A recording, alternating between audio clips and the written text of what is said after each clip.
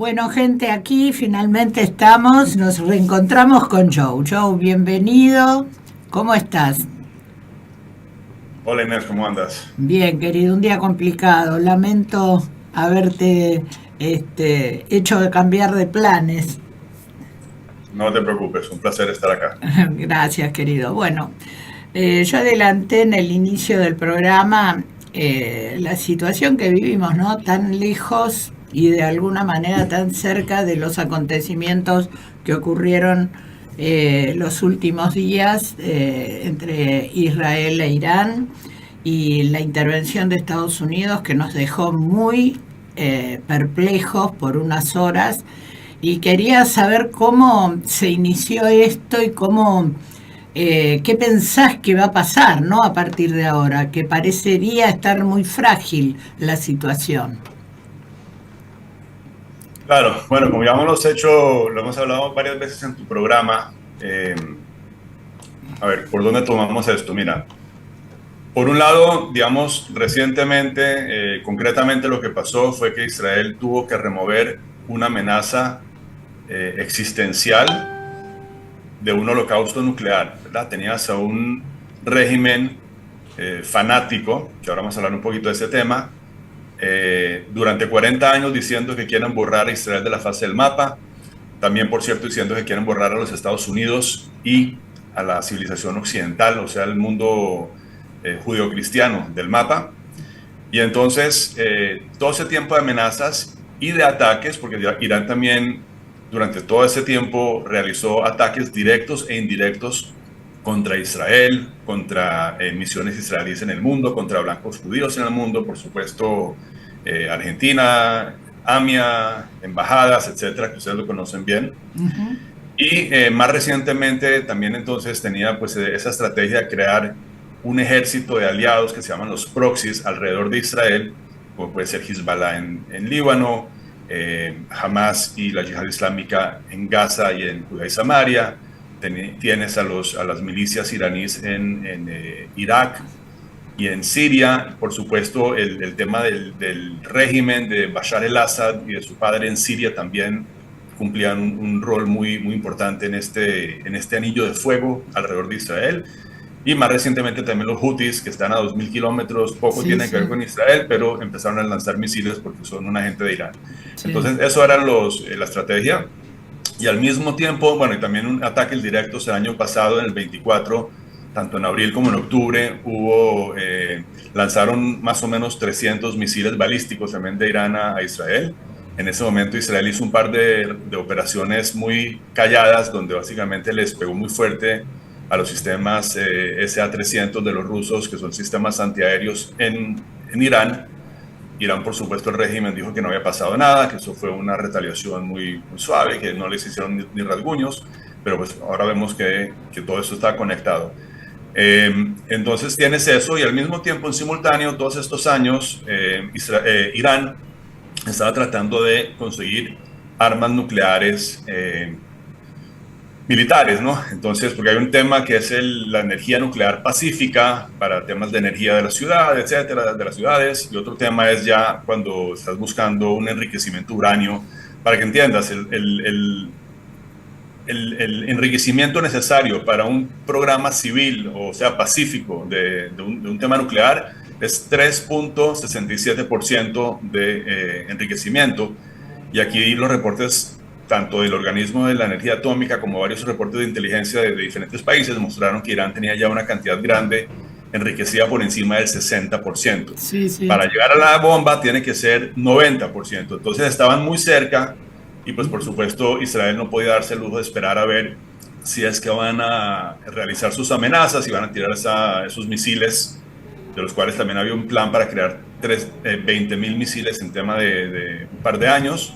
Claro. Entonces, bueno, eso todo se junta, Israel hace este ataque y básicamente remueve esa amenaza. Por supuesto, al final también Estados Unidos asume el rol del líder del mundo libre realmente y da la mano para pegarle a dos o tres, especialmente a Fordo, que era uno de los más eh, profundos debajo de la tierra, donde Sí, solamente los Estados Unidos tienen la munición para poderle pegar.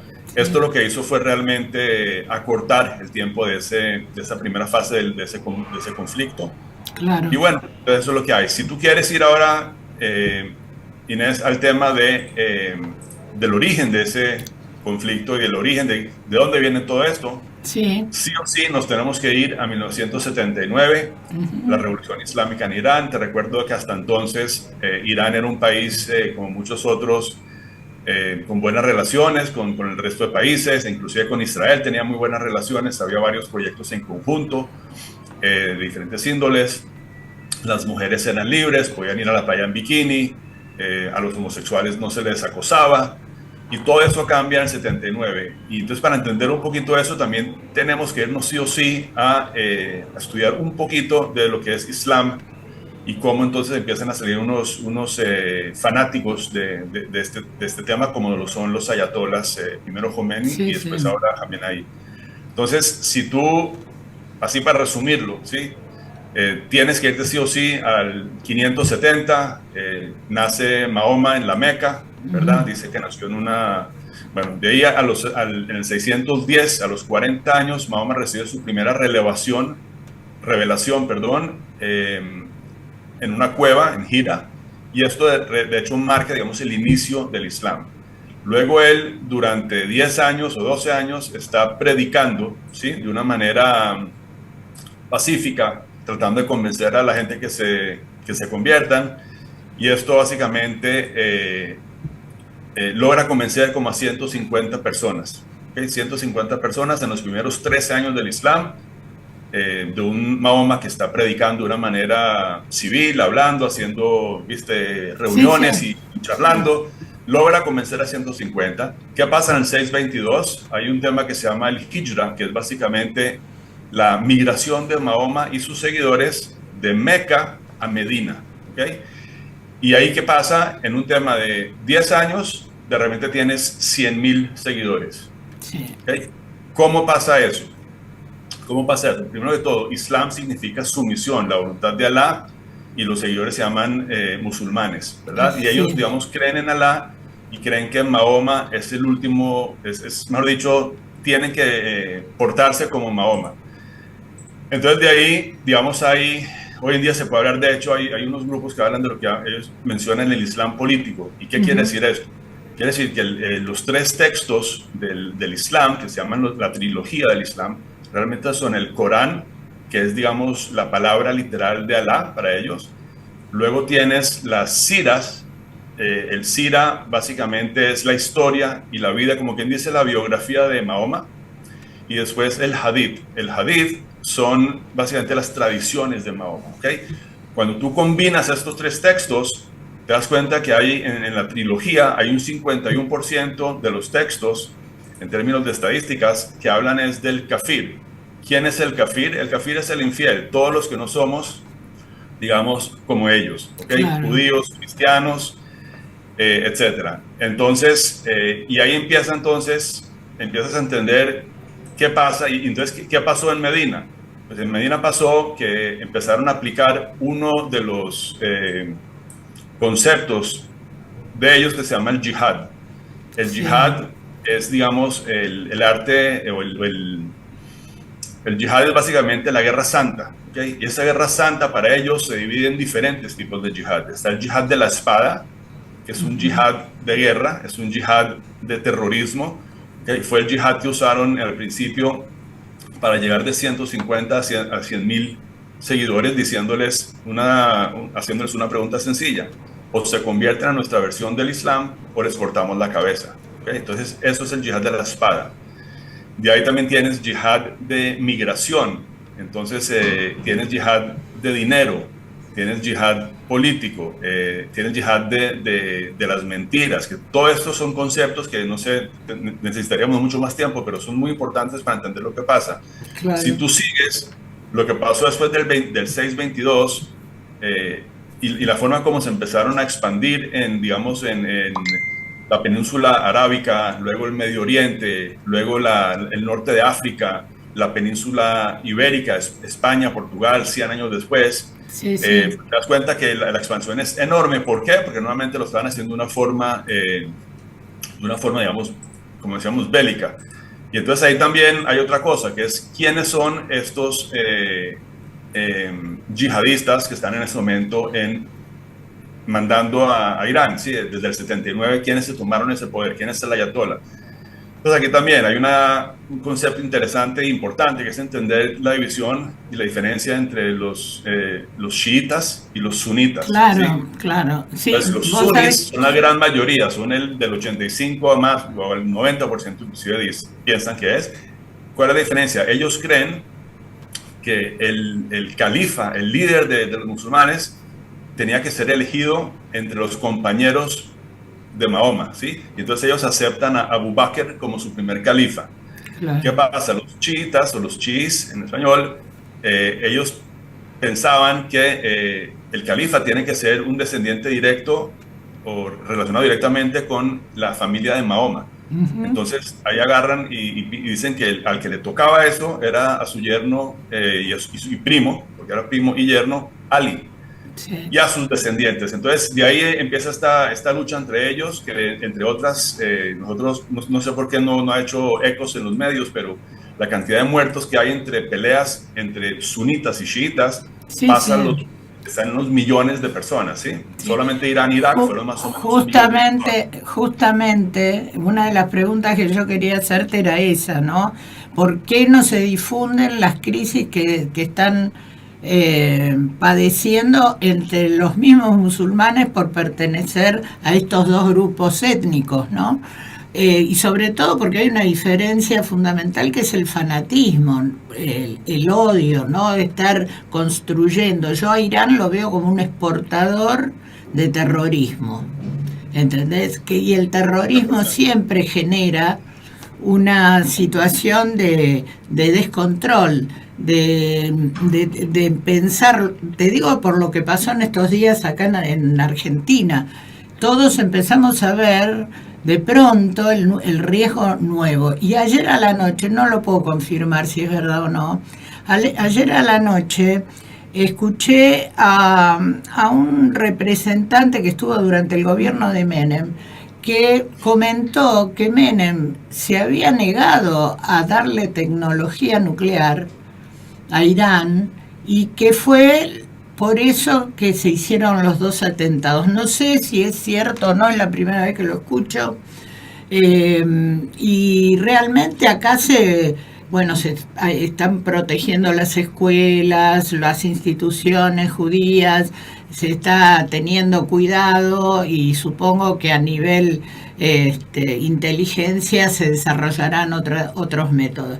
Pero es realmente preocupante, porque nosotros tenemos en Latinoamérica, en Bolivia, en ciertos lugares instalado, ¿no? La triple frontera, instalado grupos, y encima, ayer se resolvió hacer el juicio por el tema de la AMIA, sin que estén presentes los acusados, es decir, que van a salir con una condena porque existen las pruebas de la relación que hubo.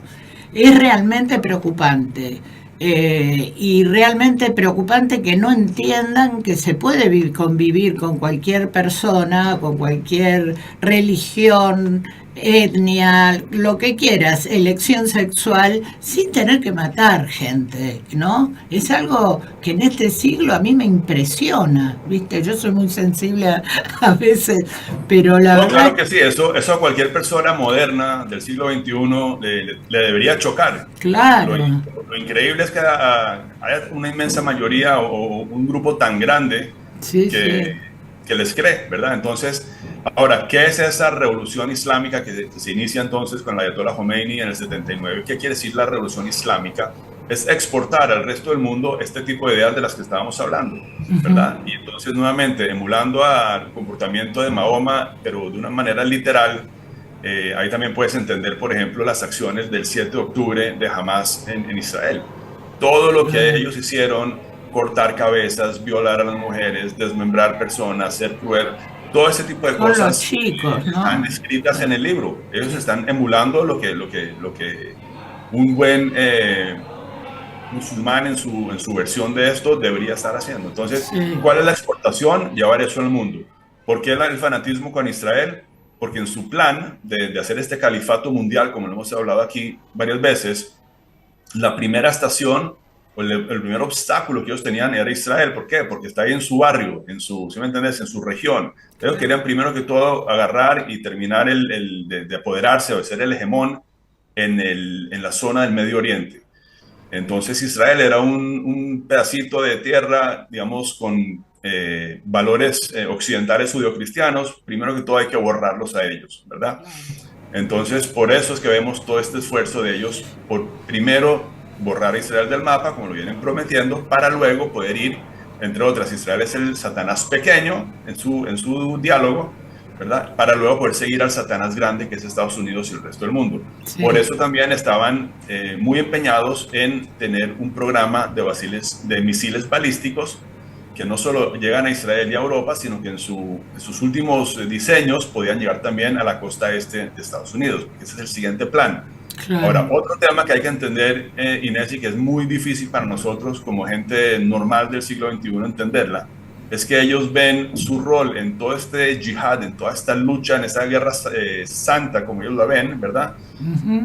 Ven eso con una perspectiva de tiempo que es diferente a la nuestra. Claro. Ellos hablan de milenios, de años. A ellos no les importa si este Jamenei ahora logró un poquito, su bisnieto va a lograr un poquito más y el bisnieto un poco más, y poco a poco van a ir apoderándose del mundo y van a ir logrando su objetivo de este califato. Mira lo que está ocurriendo en Europa. Sí, sí. En Europa ya hay ciudades completas que tienen barrios que son, digamos, inaccesibles a las mismas autoridades del país. Estoy hablando de países como Francia, como Inglaterra, Suecia, Dinamarca, por donde lo veas, Irlanda, ¿verdad? ¿Qué pasó? Todos estos países con una mentalidad occidental de hacerle bien al prójimo y de ayudarnos y todo lo que estabas diciendo tú, cuando ocurre, digamos, el tema de la migración masiva en Siria, por ejemplo, ellos empiezan a acatar con los brazos abiertos a todos estos inmigrantes, pobrecitos, que estaban saliendo allá sin entender que básicamente sí, seguro que fueron muchos, de verdad, con un tema humanitario muy, muy difícil, pero entre ellos entraron también miles, si no decenas de miles de radicales que lo único que quieren es apoderarse de Europa. Sí, sí. Entre otras, había en esa época, recuerdo, reportes de esta gente llegando, por ejemplo, los sirios llegando, digamos, a la costa, digamos, en Grecia o en algunos sitios por ahí, y entonces decían que se bajaban de las balsas y en vez de pedir, por ejemplo, comida, agua, ¿sabes? Lo que pide una persona que está escapándose de condiciones humanitarias difíciles, ellos lo que pedían era donde podían cargar su iPhone, algunos de ellos. Entonces, bueno, todo esto es difícil seguirlo porque nosotros tenemos una mentalidad aquí también muy a corto plazo. Claro. Las noticias están cambiando y hay mucha distracción, pero todo esto está conectado. Está conectado y tiene dos pilares. Ese plan grandioso hoy en día del yihad tiene dos polos, digamos así. Uno, por supuesto, como ya el mundo más y más lo va conociendo, es Irán. Y el otro, que es un sitio con mejor dicho, una dualidad y un tema que nadie logra entender, es Qatar, que por un lado es, digamos, el financiador número uno también de terrorismo en el mundo. Qatar, entre otras, es del lado suní, ¿okay? Pero ellos también ahí tienen un grupo extremista que tienen una ambición similar de hacer un califato en el mundo, y ellos, digamos, se llaman la hermandad musulmana, el Muslim Brotherhood. Qatar es, digamos, el mayor aportador de dinero para ellos. Hamas originalmente se crea como un grupo del Muslim Brotherhood suní, y es solo después de varios años que empieza a cooperar con el eje chiita, porque pues ven un objetivo en común, que es destruir Israel y después de ahí seguir exportando la revolución islámica que arrancó en Irán en el 79. Ahora, por otro lado, tú ves la relación que tiene Qatar con Estados Unidos y no logras entender ese tipo de relación, ¿no? Por un lado es el malo de los malos, por otro lado tiene muchas conexiones con el occidente por muchos intereses, digamos, también económicos, etcétera, ¿no? Entonces, pues que ahí también tienen los americanos una base militar muy grande y bueno, todo eso es parte del quilombo, como se dice en argentino, de lo que ocurre en Medio Oriente, que a veces es difícil de de entender. entender. Lo que sí es importante de resaltar, esta situación que se dio en Medio Oriente acaba de impactar de lleno en los países, sobre todo europeos, porque también están con el tema de Rusia y de Ucrania, de una manera contundente. Levantaron, aumentaron los presupuestos para armamento. Hay, bueno, una serie de medidas que se van a ir tomando, lo que manifiesta es una escalada para protegerse. Yo lo entiendo, ¿viste? Pero pensar que si se le ocurría, por ejemplo, a Irán cerrar el estrecho de Hormuz y, y no permitir que el petróleo salga, iba a necesariamente a hacer que China interviniera, ¿entendés? Juegan con situaciones que pueden desarticular toda esta globalización que se hizo, que el convivir con diferencias, con algunas escaramuzas, pero la gravedad a la que llegó esta situación es tremenda. Y ¿sabes qué? Inés, convivir con diferencias no está en su libro. No, Eso es claro. un anhelo nuestro, los occidentales, la civilización judio-cristiana, Sí, el sí. mundo libre, llamémoslo. Para ellos eso no es el objetivo, Sí, sí. aunque nos cueste entenderlo. Sí, es difícil, muy difícil. Ahora, ¿cómo ves a la sociedad norteamericana? ¿Cómo reaccionó ante la decisión de Trump? Yo creo que ahí también hay un proceso que se viene dando justo hoy. Estaba buscando un material que se hizo público en el 2016. Por eso me voy a ir un poco por la tangente, pero ya regreso a tu punto porque tiene mucho que ver. Sí. En el 2016 se hizo un documental llamado Hate Spaces, Espacios de Odio. Sí. Y eso lo hizo un productor, Goldwasser, y no sé por qué, digamos que no se volvió a hablar de ese tema, pero él en ese documental, yo tuve el honor, digamos, de ver la premiere que se hizo en Miami, en varias cines, en varias salas de cine. Ujú. Nosotros fuimos a una de esas allá y escogieron a Miami como uno de los sitios para mostrar este documental. Y realmente el trabajo que hicieron fue fenomenal. Hicieron un trabajo de atar todos los puntos que nuevamente en un país tan grande como Estados Unidos es muy difícil entender y ir siguiendo, hacerle un seguimiento, ¿no? Es como el juego ese de conectar los puntos, ¿verdad? Es muy difícil hacerlo si no tienes un esfuerzo profesional para hacerlo. Y ellos lo hicieron, ellos te lograron comprobar cómo la plata, los millones y billones de dólares de Qatar, justamente, y eso es también de Irán, de ciertas maneras, lograron infiltrar extremismo islámico en todo Estados Unidos, en las universidades. Ellos arrancaron por los campuses. Entonces, por ejemplo, para mostrarte cómo funcionaba, por ejemplo, llegaban a Columbia University, ¿verdad? La prestigiosa, y le decían al Departamento de Ciencias Políticas, mira, te queremos dar un grant, un regalo de $1 millón. Entonces, pues por supuesto le decían, oh, muchas gracias, claro que sí, ven acá, gran ceremonia, muchas gracias, etcétera. El año siguiente le daban un poquito más, ya para el tercer año le Claro. decían, mira, aquí tengo un regalo también, pero quiero que por favor me metas a este profesor XXX, y este profesor pues era un radical que empezaba entonces a enseñar temas radicales a sus estudiantes. Y así una y otra y otra y otra y otra, y eso, digamos, lograron hacer una conexión entre lo que es el mundo del yihadismo y de Sí. sus conceptos, todo el tema de la globalización de la intifada, todos esos jóvenes que vemos hoy en día con Cafiot y gritando muerte a Israel, globalización de la intifada, genocida, echando todas estas cosas que se ven últimamente en las calles de las universidades en Estados Unidos. Eso viene de ese esfuerzo de Qatar y de la hermandad musulmana en hacer eso. Ellos fueron los arquitectos de eso. ¿Qué más hicieron? Que fue, digamos, un golazo desde el punto de vista de ellos, pero algo muy, muy peligroso. Lograron unir el tema de, digamos, los derechos del menos fuerte, ¿sí? Claro, claro. Grupos, ¿cómo se llama? Grupos, por ejemplo, Black Lives Matter, sí, Sí, los grupos minoritarios todos esos grupos claro, minoritarios, claro, los agresores, los oprimidos, vengan, juntémonos. claro, Entonces tenías unas situaciones ridículas como por ejemplo, Queers for Palestine, ¿sí? sí, Homosexuales y transexuales por Palestina. ¿Qué quiere palestinos. decir eso? Tú una persona así en Gaza o menos en Teherán no duraría ni un día, lo cuelgan o lo botan del Claro, techo de un edificio, ¿verdad? No sí, tienen, sí, pero entonces agarras a una población grande con ideas marxistas, le sumas a eso las ideas yihadistas, súmale a eso una población que hoy en día tenemos TikTok y Instagram y todo te lo estás consumiendo en pedacitos de 10, 30 segundos máximo.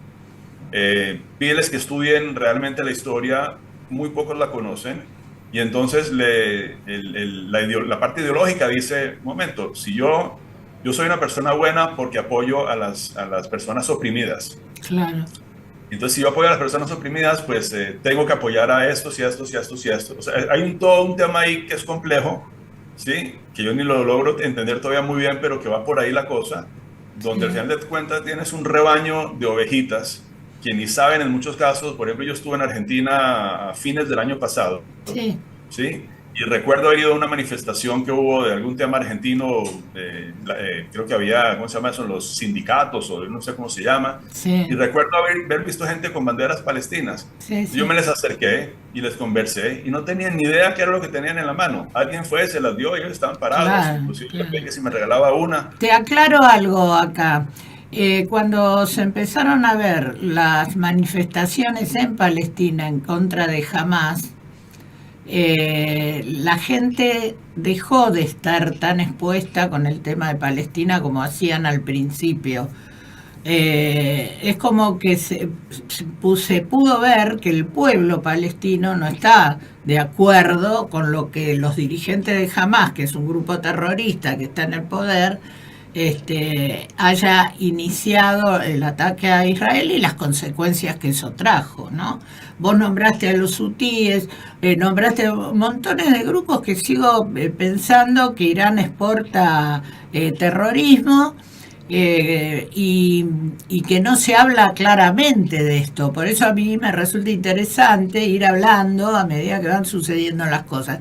Pero en Claro, relación a Estados Unidos tiene como una historia de intervención desde Vietnam a la actualidad que le ha costado la vida a muchos jóvenes y el norteamericano es más bien reacio, me parece a mí, a las intervenciones. Ahora, después del resultado y de, bueno, las negociaciones que hubo y prácticamente se cumplieron entre Israel e Irán, el alto el fuego, no mejoró la situación, la aprobación de la decisión de Trump de bombardear las plantas nucleares, que eso también es una, ¿cómo te puedo decir? Una elección sabia, si se quiere, en el sentido de no atacar a la población como hicieron en respuesta a Israel, ¿no?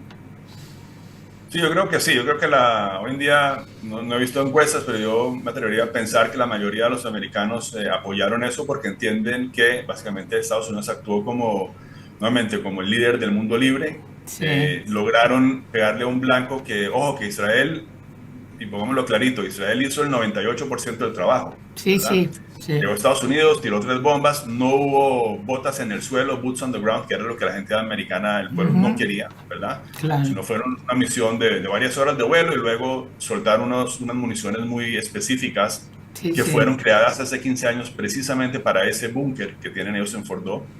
claro, Fueron, la soltaron y con eso acortaron este conflicto, ¿verdad? Y obligaron, claro, digamos, a Irán a sentarse a decir, ya está. claro. Pero el pueblo americano sí, yo creo que lo apoya. Ahora, ojo, que lo que yo mencionaba antes de este esfuerzo, de esta combinación del marxismo, el yihadismo, llamémoslo entonces hoy en día los progresistas, ¿verdad? En inglés hay una palabra woke. Sí, Muchos de ellos así entiendan que esto fue algo bueno.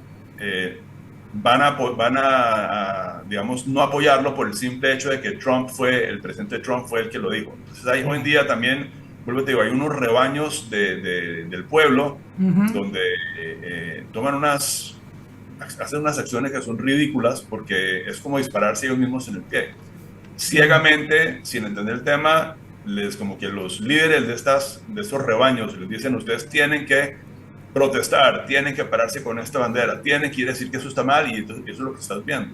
Claro. Tienes una congresista como la AOC, ¿sí? La Ocasio-Cortez, sí. Que es, digamos, una de las más radicales. La ves saliendo muy victoriosa con un joven que fue sirio, que fue, digamos, de los primeros que agarraron en las universidades hace pocos días y lo querían expulsar de Estados Unidos, lo querían deportar por haber incitado a violencia, porque esas marchas no son marchas pacíficas, ¿verdad? Son marchas muy violentas. Claro. Tomarse una universidad, o sea, lo hemos visto en Latinoamérica también en diferentes temas de política. Las marchas de estos grupos izquierdistas radicales no son pacíficas. Queman ciudades, sí. En el caso de Estados Unidos roban almacenes, y en ciertos países, en ciertos estados, como por ejemplo California, donde ya también ese progresismo ha entrado inclusive al tema político por todo lado, no les hacen nada. Se roban el Apple Store, se roban una cantidad ya ni siquiera sin máscara. Ellos roban y no pasó nada. Tienen el derecho de manifestar su desacuerdo, ¿sí? Entonces, eso es un tema muy, muy complejo. Entonces, siempre hay ese grupo que va a ser anti allá, pero yo creo que la gran lección de eso también, Inés, si me preguntas, es que, y específicamente contra estos yihadistas, como estamos hablando, queda claro que aquí lo único que funciona es la fuerza. O sea, si tú quieres paz, tienes que ser fuerte, ¿sí? El tema digamos, Chamberlain versus Churchill, ¿sí? Claro. Sentarse y negociar y apaciguarlos, y será que si les damos más plata, cedemos, más un futuro, eso no les interesa. Lo único que les sirve es fuerte. Entonces, por eso también salió ahí hace poco el dicho este de paz a través de la fuerza. Mira, Joe, la verdad es que tengo la sensación de que, vuelvo a decirlo del principio, de que va a primar la cordura, de que se puede llegar, y hay que proponerse un desarme general. No hablo de los métodos de defensa, pero sí en relación a la energía nuclear, porque realmente puede cambiar la vida de todos nosotros sin razón, porque los pueblos a veces no tienen la posibilidad de elegir, entender sus dirigentes, los dirigentes encima que usan la represión. Yo tengo un programa que hablamos sobre el tema de la violencia de género, y las situaciones que se viven en algunos países de Medio Oriente son escandalosas, son escabrosas. Hay como una falta. No lo ves en la prensa. Sí, y no sale. Yo lo publico todo, además, todo lo que tengo. No logro entender también, porque yo diría, bueno, si se está matando entre musulmanes y no es noticia, sí. Bueno, por alguna razón será. Claro. Pero la que no logro entender es la cantidad de ataques también en esa zona del mundo contra cristianos, y cómo claro. Son cientos de ataques, sí. Miles o cientos de miles de muertos, ¿sí? En los últimos. Y hay una penetración. ¿Dónde están estos reportes? Sí, y hay una penetración en el África negra que de los musulmanes muy fuerte, aunque tienen otra mirada, son más pacíficas. Pero también es que poco a poco yo estoy conectada con algunas comunidades, y la verdad que es preocupante. Lo que tenemos nosotros en la Argentina por ahora es esta cosa de la convivencia. Habrá, qué sé yo, 100 personas que te pueden salir a hablar algo en contra, más de eso no pasa, pero sí me he percibido como que cada vez gente de la cultura africana, de la parte negra de África, tienen diarios. Yo converso mucho a ver cómo es la penetración, cómo funciona esto. Y esto hay que también dar la posibilidad de elegir, mostrar otras cosas, ¿sabes? Y bueno, como conclusión, así te libero, Joe, que sos un encanto, siempre estás a disposición. ¿Cómo ves la situación hoy? Mira, como conclusión, yo creo que el mundo es más seguro sin un Irán nuclear. No le podemos dar al régimen más peligroso del mundo y al número uno estado exportador de terrorismo del mundo, no le podemos Sí, dar el arma más peligrosa del mundo, que es el arma nuclear. Entonces, por claro. ese lado, se haya destruido o se haya atrasado varios años ese programa militar nuclear, creo que es algo muy bueno para todo el mundo.